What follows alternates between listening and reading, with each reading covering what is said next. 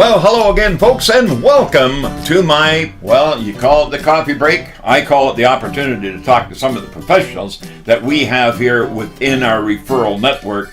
And boy, I'll tell you, we've got a character here this morning, because not only is he of the knowledge of your chimney, your fireplace, but he knows masonry inside out and backwards. And his name is Robert Skujins. Correct. Yeah, Thanks. well, we get it right. I know you get it right eventually, but I always call him Robert, so that's the way it goes. But Robert, tell me, masonry, fireplaces, they're still out there. People are still burning wood.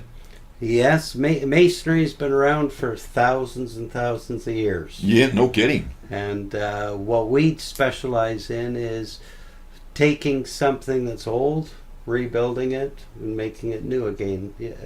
Whether it's a chimney, a building, or if it's a patio, or anything out of stone, brick, block.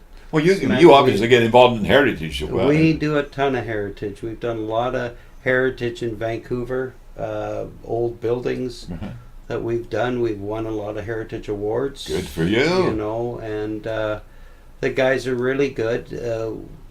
We used to do a lot of new construction way back when, and then on the weekends, my friend of mine, Lauren, we'd go out and repair chimneys. Right. And that's how we paid our bills. And then with the new construction was good, but we just found we liked repairing something, taking something old and refurbishing it. Well, you know, I used to always say when I did the radio program, before we get into podcasting and coffee breaks like we have here now with our membership out in the, right across the globe, because the internet goes everywhere in the world. But one of the things I've always found that when you expose yourself to the industry of the consumer with any service that you're providing, and fireplaces and brickwork or masonry is one that people really today, unless you're of that old school, don't understand it. No. Well, see what's happened in the last 25, 30 years. And I'll never forget that they were starting up a committee for Wet BC. Mm-hmm. And I remember coming in because I was on the Masonry Association board. And I remember coming in and the guy was there, and he was a chimney sweep, and now he was building this new generation of chimneys. Mm-hmm. And it was metal. Wow. And I thought, what is this guy talking about, you know? And he said, well, so-and-so taught me, so it's a grandfather clause, and you had all the insurance people and everybody in there. Yeah, yeah. And I made a comment because I was young, and the guy from Ottawa, the government guy, says, 25 years, they're not going to be building chimneys anymore. That's history. And I thought I'd never see that. And that's what's happened. Yeah. There is no more masonry chimneys being built. And well, there's nobody around to build them. And that's the thing. There's only a couple of us that know how to build them, and they work with me, and I've trained them. Right. Well, the trade schools, you see how many people are, young people are in the masonry course. I mean, there's some that don't have any. No. It's a different industry, and we're struggling. Like today, I'm chatting with the young fellas, and I'm saying, you know, we've got everybody in this business in our company that's a bricklayer is old. Yeah. And we need new people. And the problem is there isn't anybody out there. Everybody's working. You can't hire anybody who knows how to build a chimney anymore. Well, and there's so much of this face brick now, and this man-made face stone. And that cultured stone, too, it's a big problem. And I mean, I've been fighting it because I'm an old-timer. I like the things that worked, and I knew cultured stone and putting stone up on a wall isn't going to work. Mm-hmm. I knew that. And I fought it and fought it and fought it. Well, now we're in a position that we have to install that because that's what the architect's wanting. That's what the customer wants. When they go to the brickyard to buy it, they're told that's the product, but nobody ever tells them there's no warranty for it. You talk about brick legend and lintels and whatever, and they look at you with jaundiced eyes. What are you talking about? Yeah, well, that's a real brick veneer. Yeah. But this stuff people don't understand when you put it on the wall, and we have to write it on Wallpaper. our contractors. it's going to fall off. It Yeah. gets wet, and you get a frost, and it pops off. Well, it was interesting. Not that long ago, I looked at a building that had burnt, Yeah. and the wall burnt down, and the stone went with it. Yeah. But you have a fire in some of these old double brick buildings. Bricks is still there right after the Brick is there, and the chimneys are there. Exactly. You know, so I mean, we've gone through a lot of changes in the fireplace industry. I mean, we don't build a masonry fireplace anymore in a new home, and you can't build them because the houses are so energy tight now. If you put a fireplace in, what it does is it acts like a vent. Well, you'd like to have 10 neighbors, for goodness sakes, crying the blues because they smell smoke. Well, the other thing too is if you've got an old fireplace, what people don't realize is these new units that they have, these wood burning stoves. Slow them down, slow the burn down. And wood, you know, it's amazing. You put, like I have a newer house that I had to have a chimney put in there, and the architect, he didn't know how to draw the chimney. It was just a flue. Yeah. And the building inspector didn't know how to inspect it. So I put it in, and I thought, oh geez, now I've got this beautiful stove. I put a stove in there, wood burning stove. This is going to be the greatest thing in the world. Well, I put a piece of wood in there, and you're opening up the windows and the doors, and it's like 80 degrees. And that piece of wood, you would think, oh, the old type would burn out in a few minutes. That stove, it takes hours and hours for it to burn. And you know what, Robert? Yeah. We didn't have mold problems in those days either. No. Because the moisture went out the window and went up the flue. And it's just, you know, the homes are tight today. That we're so conscious of saving energy that the efficiency factor is gone. And I can remember going to bed when I was a kid saying, son, have you got your socks on? You got your woolies on? Because we knew it was going to be below zero that night. Yeah. Well, see, we fix a lot of, or try to fix people's crawl spaces. And, you know, you can go into an older home that has a crawl space in it. It's got one little vent in it, and it's dry as a bone. Mm-hmm. You go into a newer home that's got a crawl space, and it's all insulated. It's got the heating in the crawl space. It's got all plastic, everything sealed up, and it's 70-80% humidity. Mm-hmm. And you can go to everybody about it, and that's normal.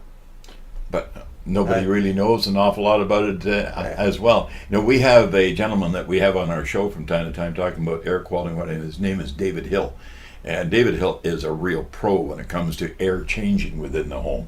But we won't get into that. But he understands what you have to do with air in a home in order to keep that air healthy and controlled moisture-wise. But I'll tell you, you're bang on. And when it comes to sealing up a home, we've done one heck of a job doing it, but nobody understands why. Or how to fix it. And I'm glad that I know somebody like you who knows somebody that I can phone about my problem that I've been trying to sort out for years. Well, you give anytime you give me a call, you know we can take care of it, because I actually spend hours on the telephone here. That's my jollies now. That's my hobby, talking to people and talking to a lot of builders and talking to architects, and I'm talking about architects that can draw, build. They want them built, but they have no idea that particular home is going to be a problem before you ever get started. Yeah, well, we run into that a lot of times, and we've always run into that. And it's what I like when we're doing a heritage building, for instance, and we're taking something apart. And people get this binder that's about 2 inches, 3 inches thick, everything about the building and what's wrong with it. But when you open it up, they don't know how to fix it. And it's so nice that when we get in there, you know, then they sort of have their idea, and then they sort of lean back. How would you fix it, Rob? Yeah, exactly. And it's like one of the fellas I brought in from England. And, you know, he's used to stuff that's been around the Romans built. Yeah. And they fix it all the time. Yeah. And that's like when he came over here, he said, well, what's all this wood for?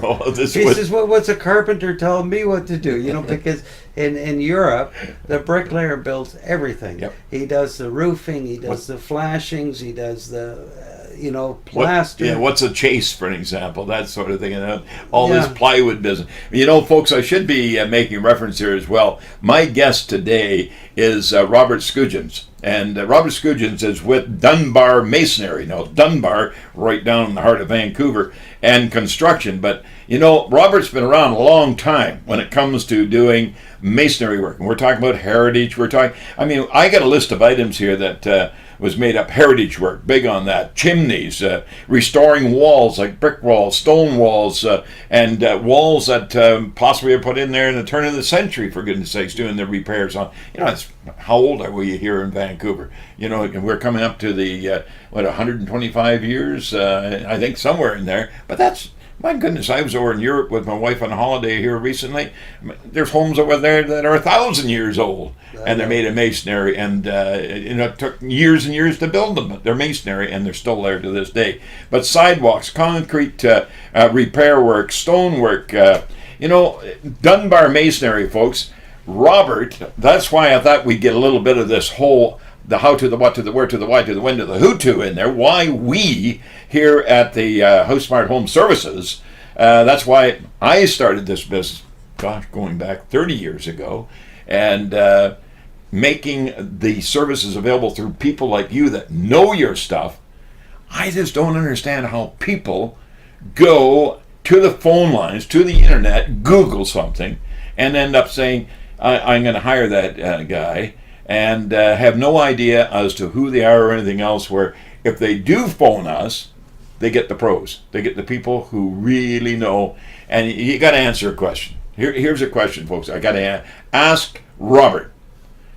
One question I get asked a lot of: does it cost more to deal with your people, Shell? I really don't think so, Shell, because what it is we're in a competitive market. Mm-hmm. And if I go and price something to somebody, I pay my guys a good dollar. They get a. They pay the value that they're worth. I pay what they're worth, because there's if I don't pay them, I'm going to get garbage working for me. Yeah. So I charge what we have to charge for it, but we have to be competitive. When we're pricing, they're getting other prices. Exactly. And I do get a kick out of it. Say I give a guy a price, and he says, "Well, this other guy here is a few $100s lower than yours," and I said, "Well, let me have a look at the the estimate." His doesn't make any sense at all. It's like somebody's just come in and made something up, and you're just like, it doesn't make sense. Like. He's looking at a chimney, and he's going to go fix the laces and the knuckles on the chimney. Well, there's no parts named that, Exactly. And it's like a lot of people, and I find that too. They watch YouTube on how to repair something, and they come in and oh geez, I did it on YouTube. They don't have a clue, because the guy on YouTube probably didn't know what he was doing. Exactly. And I've watched so many things on YouTube. Or even some of these home shows. Yeah. And I'm looking at it like the guy doesn't. Label readers, I call them. Yeah. Yeah, they read the label. And going back to the days of BC Hydro Power Smart, which I launched we launched worldwide. Started in British Columbia, went right across Canada, into the United States, overseas, and now it's all back into the BC program of Power Smart. And I enjoyed every minute, because I was educating people all the time. And but by golly, I'll tell you, when it comes to teaching people, one of the biggest problems we have is getting the majority, and I'm saying the majority, not the minority, majority, to really listen. And how many times do we answer a phone here, and there will be somebody that has a really big problem, and I'll say, why didn't you call us first? Well, Shell, that's so right, because people that you have here want to do well, and I know from my dealing with people, you get somebody in to do something, and then you phone them back, and they don't answer the phone. Yep. Or they won't answer, they'll text message you or something, and they won't get back to you. And that's the difference. You have to get somebody who's reliable. Mm-hmm. If there's a problem with my company, you always have somebody on that phone. My girl takes her phone home for the weekends. And afterwards, she answers the phone till 9, 10 o'clock at night, 7 days a week. And I haven't told her to do that. Yeah. I says, you work here till 5:30, 8 till 4:30. Next thing I know, she's in the office at 6 in the morning. Yeah. Because she knows good, better, best. Why worry about the rest? Yeah. When the good is better, the better is best. And that's the key issue, is when you got somebody dealing with something. Yeah. It's easy to get them in there and get the job done, but you want to be able to get a hold of them afterwards. Exactly. And that's the biggest problem people are having. And we fix a lot of stuff that people go in and just make a mess out of. Yeah. You know, and they've spent that money, and it's all being tore out again to be done right. And I know, folks, it's not possible for us here at Shell Busey's Home Services to have everything like right now, because we rely on the best. But I always can say, and I always will say, when in doubt, don't pout, let Shell help you out. And it makes so much sense that people do get in touch with us. Heritage work you do, masonry, folks. This is Dunbar Masonry. On our website, askshell.com. Can't miss it. Phone us. The phone number's right on your monitor. As I'm giving it to you right now, it's there. Please go to it. Chimney work.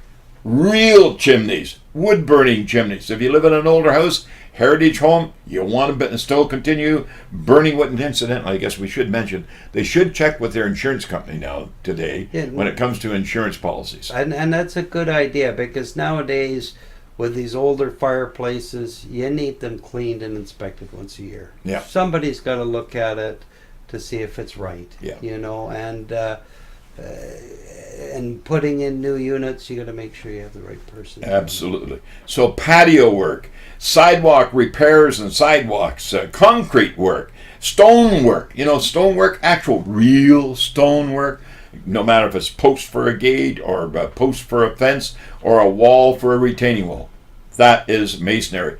And masonry maintenance, maintaining your masonry, making sure it's clean, and making sure that you're not going to have a problem with etching or spalling of mortar joints and all that sort of thing. But right here today, here's Robert Skujins. Take a look at him. He's not, he's not a young fellow, but he's certainly not an old fellow either. But folks, keep it in mind.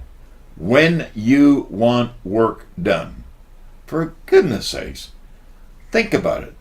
Call us. Call Dunbar Masonry. It's fine with us.